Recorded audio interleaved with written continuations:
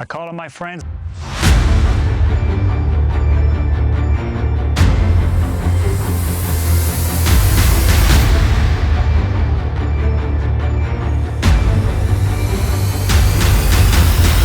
Family and loved ones to rise up against my real killers, the U.S. government. Your foreign policy of intervention in Iraq was supposed to be for the preservation of American lives and interests. So why is it that I'm having to pay the price of your interference with my life? It's the worst possible scenario for a war correspondent, ending your life as a sick publicity stunt for some terrorist group in a godforsaken corner of the world. The tragic beheadings of American journalists in Iraq underscore the seriousness of the problem. In many places around the world, kidnapping is becoming the terrorists' weapon of choice. But it isn't just terrorists who are getting into the game. Every day, people around the globe face the threat of being taken hostage. It's a cash industry. It's a great business model. There are many criminal organizations that will invest in the kidnapping. It's so profitable, like you're buying a stock, and they're expecting returns on investment. The motivation is usually money, but not always. In the 1980s and 90s, the country of Colombia became infamous for taking kidnapping to a new level of brutality. Whoever got in my way would die. Wherever I walked, people would bow their heads. During that time, I always did what I wanted. At the time, I wanted to do it. At the beginning of this millennium, in 2000, 2001, 2002, the figures were shocking with regards to kidnapping. We had 3,500, 3,400 kidnappings each year that we are covering. In Cali, Colombia, the crime rate got so bad that drive-by assassinations by motorcycle were a daily occurrence. A city ordinance was passed that forbids two men from riding together. In this city, kidnapping was much more than just a way for criminals to raise money. It became a frighteningly effective way to influence the political process or get revenge. Sometimes you kidnap to make money, but it was also a way to intimidate and go after your enemies, to make them pay for what they did to you. It's like the law of the jungle, only the strongest survive. Welcome to Cali, Colombia. About 10 years ago, this was probably the kidnapping capital of the planet. They had the number of kidnappings in the thousands per year.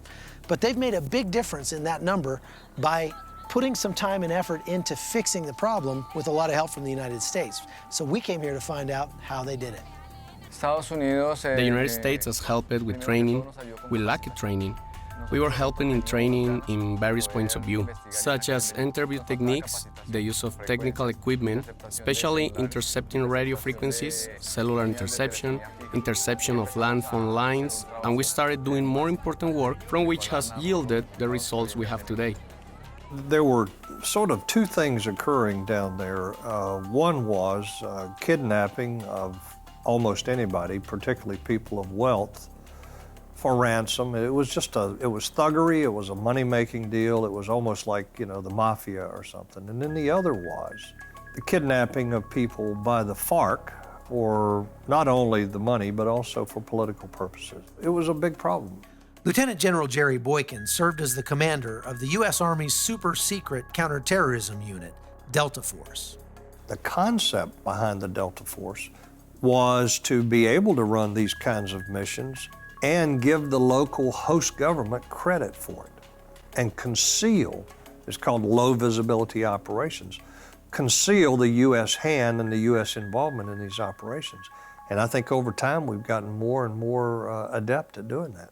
In 1998, the United States made a major commitment to Colombia to try and help them stem the flow of cocaine coming north out of this country. They called it Plan Colombia, and they dedicated billions of dollars to helping stop the flow of drugs.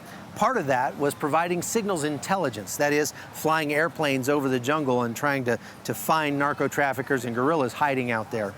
One of those missions went horribly wrong in 2003, and that led to one of the most high-profile kidnapping cases in Colombia's history. Three gentlemen were working for a development government contractor, had a contract of drug interdiction in Colombia, had a mechanical failure in an aircraft, and the aircraft crashed in an area which was known to be held by the FARC. The Americans that were kidnapped because they were Americans and because they were there working for the U.S. government. So now the government has a responsibility to try and rescue these people. How do we get intelligence on these people? You know, first of all, these people are fairly low tech. They don't have a huge electronic signature, so you're not going to get a great deal on signals intelligence. You'll get some, but how do you find them? Well, it's the oldest technique in the world, and that is you find them with human intelligence. Se inicia una serie de actividades de inteligencia y de investigación. A series of intelligence activities and research was initiated to locate the place of captivity and be able to carry out a liberation, execute a rescue operation to free them. We impersonated Gorilla to say that we were going to transfer them from one place to another. After nearly 7 years in captivity, Americans Keith Stansel, Mark Gonsalves, and Thomas Howes, along with 15 others, are finally able to go home. The rescue of these people is achieved, and there wasn't not one single shot was fired, and all of the hostages were unharmed. Was this an American or a Colombian operation that rescued these people in 2008? Big question. And the answer is yes, it was. And I think we can assess that it was both. It was a Colombian face on this operation, and we've got to give the Colombians credit. A very courageous and I think very well thought out rescue operation where they actually arrived at the camp under a ruse and then were able to bring home 15 people. We should never assume that we can't be kidnapped. So it doesn't matter whether you are a businessman with one of the Fortune 500 companies, or whether you're a student that's on summer vacation, or whether you're just there as a missionary trying to bring a message to the people. Don't think there's any safe places in the world, because there are not. You know, making this piece about kidnapping has kind of got me thinking. Dennis and I spend so much time in countries like this, places where kidnapping is really the only growth industry. Maybe it wouldn't be a bad idea if we went and got some training to make sure that we don't become the next victims. And I think I know just the people to talk to.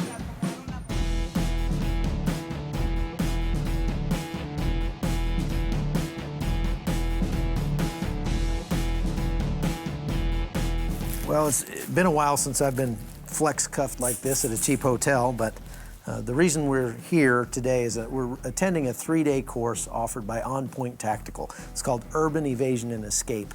It's meant for business executives and people that travel overseas like me to teach us what to do if we ever get captured overseas. Here I'm flex cuffed, as you can see, and I'm going to try and break these things with some paracord I've got connected to my shoes. So that was pretty easy. We sat through 2 days of classroom training. We also learned some very valuable skills. And the movement is towards your wrist. All I'm doing is putting it under tension and rock. And you look at that and go, wow, there's no way I can escape. I mean, I feel that feels really tight, right? You can do that one.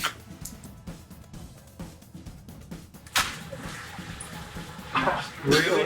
I feel like Superman.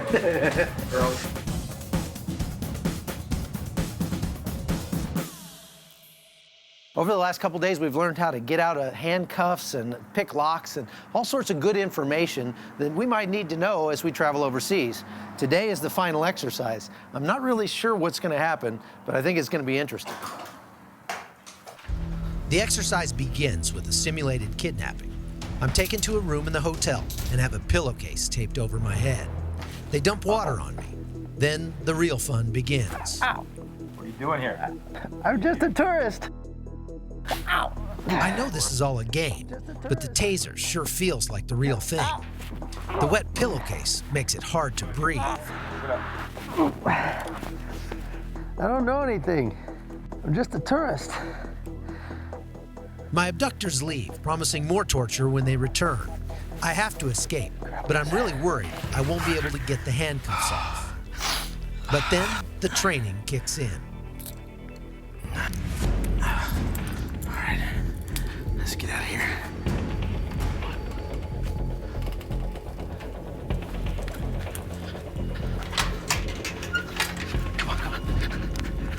we're gonna run through the Walmart. In some ways, doing this exercise in a major American city makes it easier. I want to go out a different door than I came in, so I'm gonna go out through the service center here. I speak the language, know the culture, but so do my pursuers. And they know what I look like. All right, so I gotta change my appearance somehow. We cached some clothes last night, and we're gonna change our appearance a little bit and pose as skateboarders. First thing I gotta do is get rid of this old man mustache here. So this thing's gotta go.